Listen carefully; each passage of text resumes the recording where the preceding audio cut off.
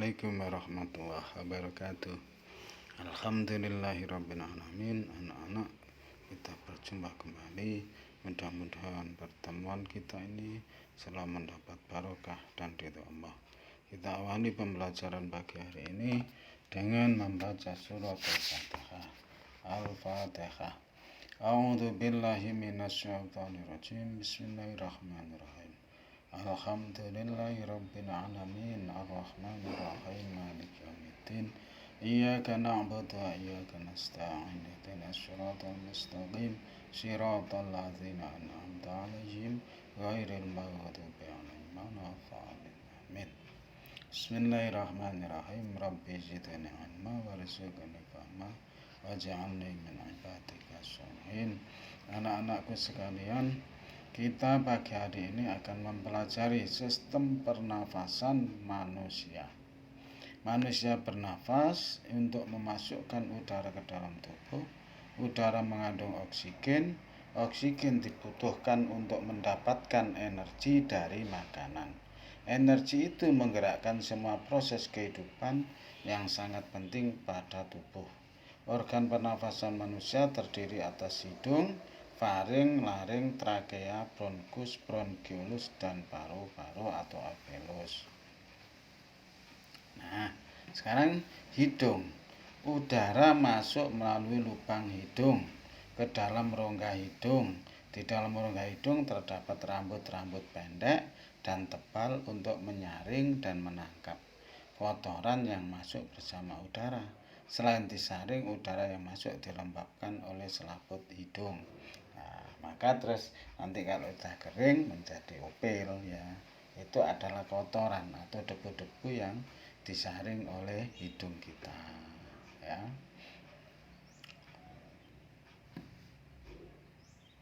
Nah, sekarang faring. Faring itu merupakan persimpangan antara saluran pernafasan pada bagian depan dan saluran pencernaan pada bagian belakang.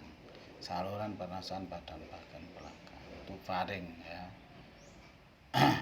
Kemudian yang ketiga laring atau tekak jakun terdapat di bagian belakang faring. Laring terdiri atas 9 susunan tulang rawan berbentuk kotak. Trakea yang keempat. Trakea itu batang tenggorokan. Pada trakea terdapat jaringan yang disebut silia yang akan bergerak dan mendorong keluar debu-debu dan bakteri yang masuk. Yang kelima, bronkus. Bronkus merupakan percabangan dari trakea serta terdiri atas bronkus kiri dan bronkus kanan. Ada dua. Bronkiolus itu merupakan percabangan dari bronkus. Alveolus adalah paru-paru. Terdapat di dalam paru-paru merupakan tempat terjadinya pertukaran oksigen dan karbon dioksida. Alveolus dikelilingi kapiler-kapiler darah. Alveolus berbentuk seperti buah anggur.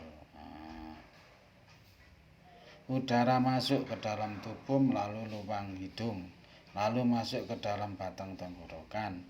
Batang tenggorokan adalah sebuah pipa mulai dari belakang hidung dan mulut, lalu turun ke paru-paru. Dari batang tenggorokan, udara masuk ke dalam paru-paru. Di dalam paru-paru, oksigen terserap ke dalam pembuluh darah halus. Sebaliknya, gas karbon dioksida dari pembuluh darah masuk ke dalam paru-paru dan selanjutnya dibuang saat kita mengembuskan nafas. Nah, dari bacaan tersebut kita bisa buat pertanyaan menggunakan kata tanya: apa, di mana, kapan, mengapa, dan bagaimana. Tuliskan pertanyaan sebanyak-banyaknya. Dari pertanyaan tersebut tulislah jawabannya. Coba kita buat kolom seperti ini, matriks seperti ini. Nomor 1, kata tanya apa. Pertanyaan apa saja organ pernafasan pada manusia? Jawabannya organ pernafasan pada manusia adalah hidung, faring, laring, trakea, bronkus, bronkiolus, dan alveolus. Kemudian bisa juga apa zat yang diambil tubuh saat kita bernafas. Zat yang diambil tubuh saat kita bernafas adalah oksigen. Apa fungsi rambut terdapat di rongga hidung? Nah, itu tugasnya rambut yang terdapat di rongga hidung berfungsi menangkap kotoran. Apa jenis tulang yang menyusun organ laring? Jenis tulangnya adalah tulang rawan. Apa nama organ yang merupakan percabangan dari bronkus? Yaitu bronkiolus. Ini bisa kita kembangkan. Jadi pertanyaan. Kemudian pertanyaan di mana udara pernafasan pertama kali masuk ke dalam tubuh manusia? Ya, udara pertama kali masuk ke dalam tubuh manusia itu di rongga hidung. Di mana persimpangan antara saluran pernafasan pada bagian depan dan saluran pencernaan pada bagian belakang. Persimpangan antara saluran pernafasan pada bagian depan dan saluran pencernaan pada bagian belakang terdapat di bagian faring. Di mana letak alveolus? Letak alveolus terletak di dalam paru-paru. Di mana terdapat jaringan yang dibuat silia? Jaringan yang disebut silia terdapat di dalam trakea. Di mana letak organ laring atau tekak? Letak organ laring atau tekak di bagian belakang faring.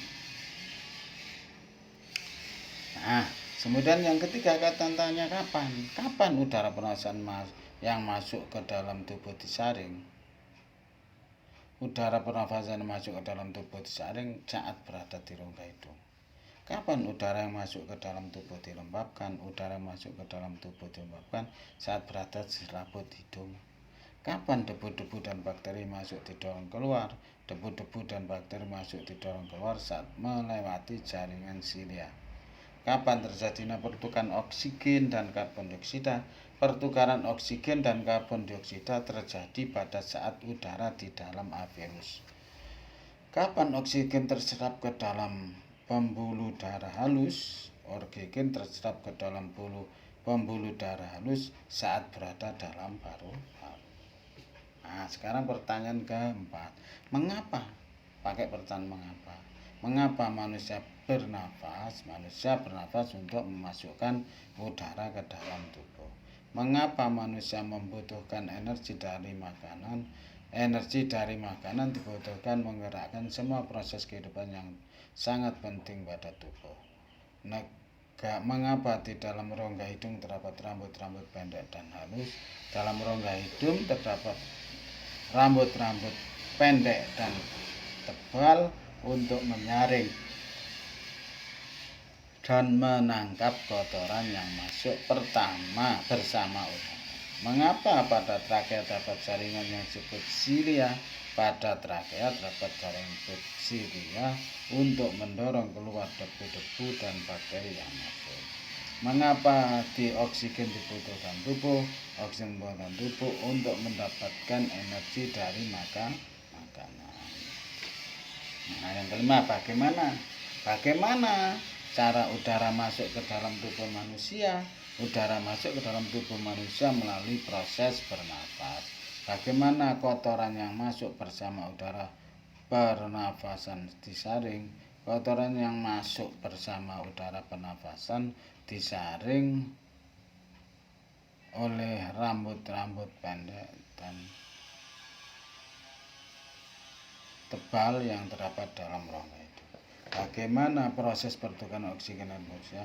Proses pertukaran oksigen dan karbon dioksida saat berada di alveolus. Bagaimana proses gas karbon dioksida keluar dari tubuh? Oksigen merupakan gas karbon dioksida keluar dari tubuh melalui pembuluh darah yang masuk ke dalam paru-paru dan selanjutnya dibuang saat kita mengembuskan nafas. Bagaimana cara oksigen diserap dalam tubuh oleh paru-paru? Oksigen serap dalam tubuh dan oleh paru-paru melalui pembuluh darah halus. Nah, inilah anak-anak, ini gambar ya, alat pernafasan kita. Yang pertama rongga hidung, yang kedua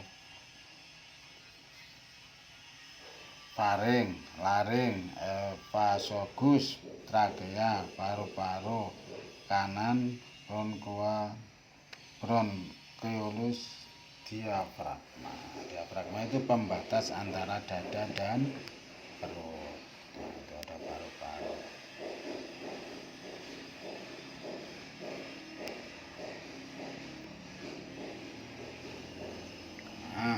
lambat cepatnya kita menarik nafas tergantung aktivitas yang sedang kita lakukan. Kalau kita lari maka nafas kita akan cepat. Kalau kita berenang nafas kita akan terengah-engah cepat. Kalau kita melakukan aktivitas maka pernafasan kita akan cepat. Sebaiknya kita juga dapat mengatur pernafasan sesuai dengan aktivitas yang dilakukan. Lari ya atur supaya ndak itu. Kalau nyanyi ya atur supaya nafas kita tidak terputus. Sebagai contoh saat menyanyikan lagu kita harus mengatur pernafasan supaya nyanyian kita lebih enak didengar. Dalam seni musik ada lagu bertangga nada diatonis mayor. Yang dimaksud tangga nada diatonis mayor, ayo bacalah bacaan berikut. Tangga nada diatonis mayor. Tangga nada merupakan susunan berjenjang, misalnya do, re, mi, fa, sol, la, si, do. Dalam seni musik ada jenis tangga nada diatonis. Tangga nada diatonis terdiri dari 8 nada. Tangga nada diatonis dibagi lagi dalam 2 jenis tangga nada, yaitu tangga nada mayor dan tangga nada minor. Tangga nada diatonis masuk memiliki ninterna. Tangga nada diatonis mayor memiliki interval jarak nada. Perhatikan contoh urutan tangga nada diatonis mayor tersebut.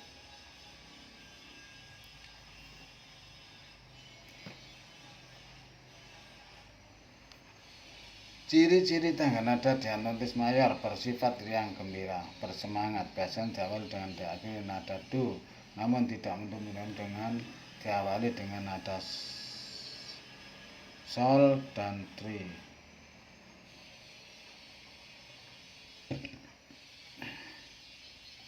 Nah, anak-anak, setelah ini silahkan kalian mengerjakan tugas dari saya. Mudah-mudahan bermanfaat. Kita akhiri dengan bacaan hamdalah.